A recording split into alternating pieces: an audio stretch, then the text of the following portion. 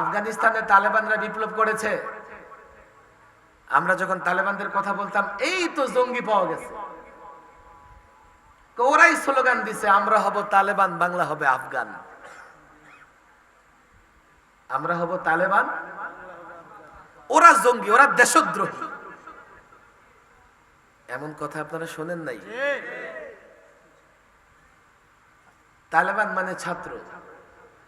আফগানিস্তানের বিপ্লবের পেছনে ছাত্রদের অবদান, এই জন্য সেটাকে বলে তালেবান সরকার। বাংলাদেশে এই বিপ্লব সংগঠিত হয়েছে ছাত্রদের দ্বারা, কথা ঠিক না বেঠিক? যদি আফগানিস্তানের ভাষায় বলা লাগে তো বাংলাদেশেও এখন তালেবানের সরকার আছে, কথা ঠিক না বেঠিক? আমরা যখন তালেবানের কথা বলতাম ওদের গায়ে লাগতো, এই কি বলে দেশটা আফগানিস্তান বানাইতে চান? আরে কেউ যদি এই স্লোগান দিয়ে থাকে, আমরা হব তালেবান, বাংলা হবে আফগান, এর মানে হচ্ছে আমরা ছাত্র হব, আফগানিস্তানকে যেমনি মুক্ত করা হয়েছে আমরা দেশটাকে মুক্ত করব। পাকিস্তানে এমন স্লোগান হচ্ছে, আমি কে তুমি কে, কয় বাংলাদেশ বাংলাদেশ, কথা ঠিক না বেঠিক? পাকিস্তানের অলিতে গলিতে বাংলাদেশের পতাকা উঠতেছে। যারা পাকিস্তানে বাংলাদেশের পতাকা উড়াইতেছে ওরা কি পাকিস্তানের বিরুদ্ধে? বাংলাদেশে বিপ্লব সাধিত হয়েছে, ওরা মনে করে আমরাও পাকিস্তানে বিপ্লব সাধন করব, কথা ঠিক না বেঠিক? ভাই এই কথাগুলো কত সাদা সিধা, কিন্তু এই বুদ্ধিজীবী নামের পরজীবীরা এই শব্দগুলো ব্যবহার করে করে আমাদেরকে জঙ্গি সন্ত্রাস বলে গালি দিয়েছে। এই মৌলভী সাহেব বলেন কি, ডিমের ভেতরে আপনার আল্লাহ কেমনে গোটা পৃথিবী ঢুকাবে? আলেম তো বুঝা গেছে এটা মিস্টার ইবলিস। ইন্নামা আমরুহু ইযা আরাদাল্লাহু শাইআন আইয়াকুলা লাহু কুন ফায়াকুন। মাঝে মধ্যে কিছু স্বপ্ন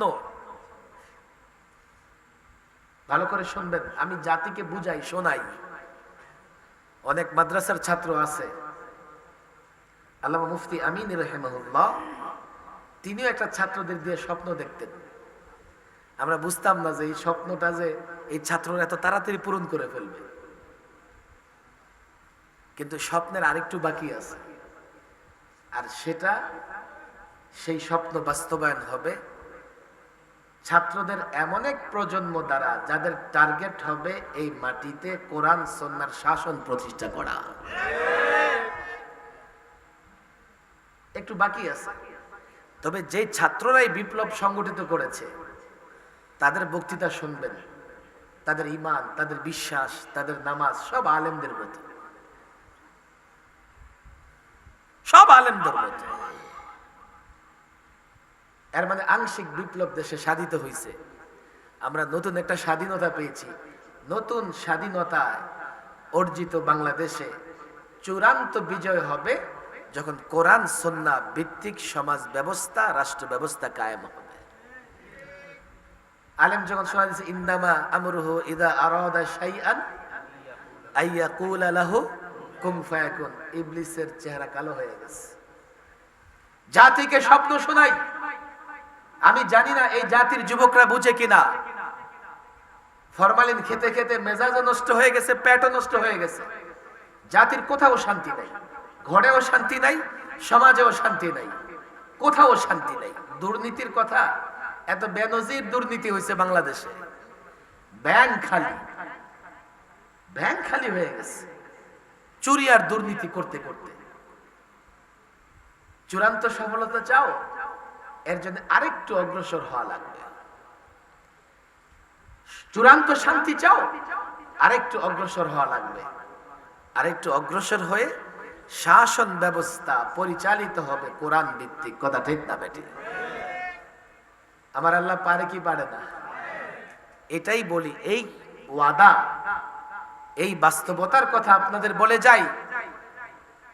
হিম্মত হারাবেন না, হিম্মত হারাবেন না, সাহস হারাবেন না। চূড়ান্ত বিজয়ের জন্য ইসলামকে প্রতিষ্ঠা করা লাগবে। নাস্তিক মোরতাদরা বলবে এটা আপনাদের স্বপ্ন, বাস্তবতা নাই। কে বলেছে? এই প্রজন্মের যুবকরাও বলে না। আপনি এখন আপনার পকেটে অ্যান্ড্রয়েড ফোন আছে, মিস্টার গুগলকে জিজ্ঞেস করেন, এ মিস্টার গুগল, মুসলমানদের ইতিহাস ঐতিহ্য একটু আমাকে বলো দেখি, শোনাও দেখি। তো মিস্টার গুগল আপনাকে বলবে মুসলমানদের ইতিহাস হচ্ছে ইউরোপে, স্পেনে মুসলমানেরা কম পক্ষে 782 বছর রাজত্ব করেছে। মুসলমানদের ইতিহাস হচ্ছে গোটা পৃথিবী মুসলিম শাসকরা কম পক্ষে 1000 বছর শাসন করেছে। আমাকে বলো যুবক, তুমি তন্ত্র মন্ত্র দিয়ে কয়দিন রাষ্ট্র চালিয়েছ? 50 বছর।